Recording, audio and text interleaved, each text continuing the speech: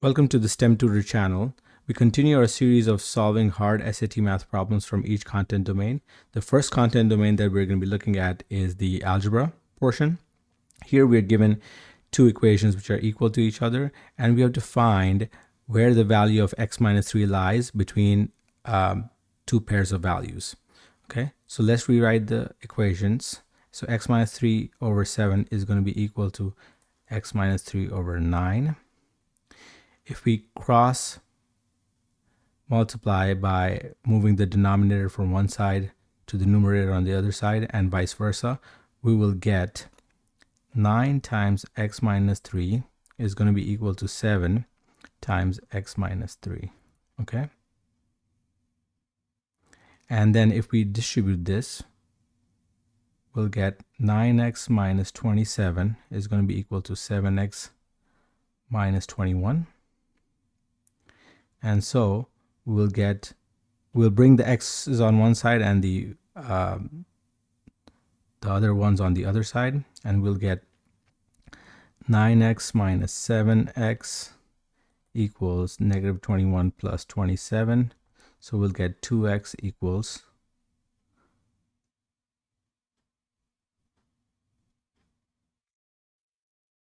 6, and then we'll get x equals 3.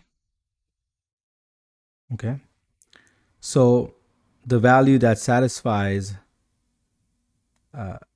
this equation for x is 3, but we want to find what x minus 3 will be. So x minus 3 is going to be equal to 0. Okay, and the only option where 0 is in between the ordered pairs of values here is B, because 0 is between negative 1 and 1. So B is our answer. Our next problem deals with nonlinear functions, which is part of the advanced math content domain. Here we're given an equation, y equals negative x squared plus 40x minus 256, and the graph of this equation. And we're supposed to find the maximum value of y as a constant or coefficient. Okay, so when the quadratic equation has the coefficient in front of the x squared term as negative, the maximum value of y here is the top portion here, and this top point is called the vertex. Okay, and the coordinates of this vertex, let's take the coordinates of this vertex as h comma k. So h is the x coordinate of the vertex and k is the y coordinate of the vertex. Okay, so there is an equivalent form of this quadratic equation called the vertex form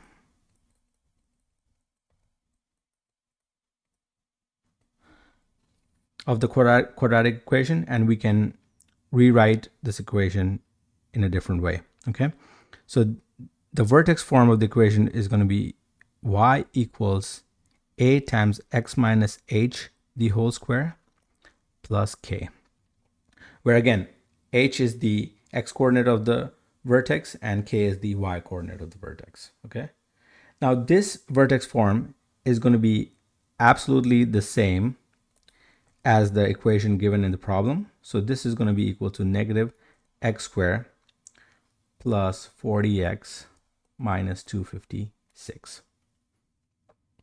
Okay, so let's make these two equal, and so we have to look at the coefficient in front of the x squared term.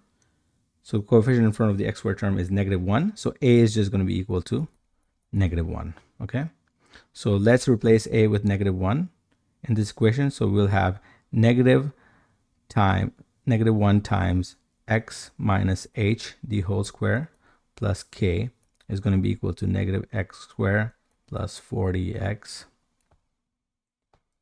minus 256. The next thing we'll try to find is the value of h. We find h from the second term of the quadratic equation, which is 40, and h is just going to be equal to 40 divided by 2. Okay, so let's replace that. So we'll have -1 times x minus 20 the whole square plus k is going to be equal to -x squared plus 40x minus 256. Okay, we will expand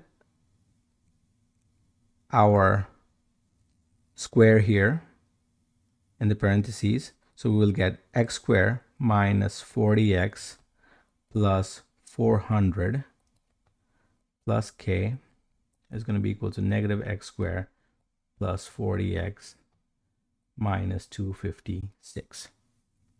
Okay, we will distribute this -1 throughout this equation. So this is going to be equal to -x squared plus 40x minus 400 plus k is going to be equal to -x squared plus 40x minus 256. Okay, the -x squared and 40x we can get rid of on both sides. Okay, so finally we have the equation -400 plus k is going to be equal to -256. Okay, we can add 400 on both sides to isolate the k on the left, and so we're left with k equals 144. Okay, so finally our vertex form of the equation, which shows the maximum value of y as a constant or coefficient, is going to be equal to y equals negative times x minus 20 the whole square plus 144. Okay, and that is the same as option B. So option B is the correct answer. Our next problem deals with circles, which is part of the geometry and trigonometry content domain. We're given this equation, which is the graph of a circle, and we are supposed to find the area of the circle. Okay, the area of a circle is given by pi r square, where r is the radius. Okay, but we don't know the radius just by looking at this equation. Okay, so the equation of a circle is given by x minus h the whole square plus y minus k the whole square is going to be equal to r square. Okay, where h comma k is the coordinate of the center of the circle, and r is the radius of the circle. Okay, so if we expand this x minus h the whole square plus y minus k the whole square, we'll get x squared minus 2hx plus h squared plus y squared minus 2yk plus k squared is going to be equal to r squared. Okay, if we look at the first two terms, this is supposed to equal to x squared minus 10x, and similarly the fourth and the fifth term is supposed to equal to y squared minus 6y, and so h is going to be equal to 5 and k is going to be equal to 3. Okay, that means our equation of the circle will become x squared minus 10x plus 25 plus y squared minus 6y plus 9 is going to be equal to r squared. This and the equation given in the problem are equivalent. Okay, so we will rewrite this as, or we will rewrite the equation given in the problem. Say x squared minus 10x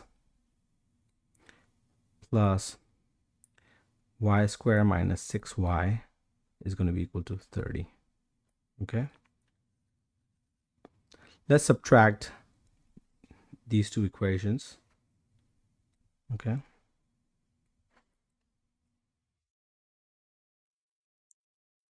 Sorry, I meant this way. Okay. And so the x squared minus 10x terms will go away. So will the y squared minus 6y terms. And so we're going to be left with 25 plus 9 is going to be equal to r squared minus 30. Okay. This is 9. So now r squared, if we take the 30 on the other side, we'll get r squared is going to be equal to 25 plus 9 plus 30. Let me rewrite the r squared here. So we'll get r squared equals 25 plus 9 plus 30, which is going to be equal to 64. Okay. And remember, the area of the circle is just pi r squared. Okay. So r squared is 64. And so pi r squared, which is the area of circle, is just going to be 64 pi. And so answer is going to be 64 pi. Our last problem deals with ratios and proportions, which is part of the problem solving and data analysis content domain. Here we're given that there are 640 acres in 1 square mile, and the forest is increasing at a rate of 1 acre per decade, and we have to find how the rate at which the forest area is increasing in square kilometers per decade. Okay, and we're given that 1 kilometer is equal to 0.62 miles. Okay, so we'll write down 640 acres is going to be equal to 1 square mile. Okay, and we're also given that 1 kilometer, which is a unit of length, is equal to 0.62 miles. Okay. If we want to make the right side equal to 1 in this equation, we will have to divide both sides by 0.62. Okay. So this comes out to be 1.613 kilometer is going to be equal to 1 mile. Okay. And we want to find the area in terms of 1 square mile. So we will multiply 1 mile on this side as well as 1.613 kilometers on this side. And so we will get 1 square mile is going to be equal to 2.601 kilometer squared. Okay. We named this equation 1 for acres to square miles and equation number 2 for kilometers to square mile. The right hand side of both equations 1 and 2 are the same, which means that for 640 acres is going to be equal to 2.601 square kilometers. Okay.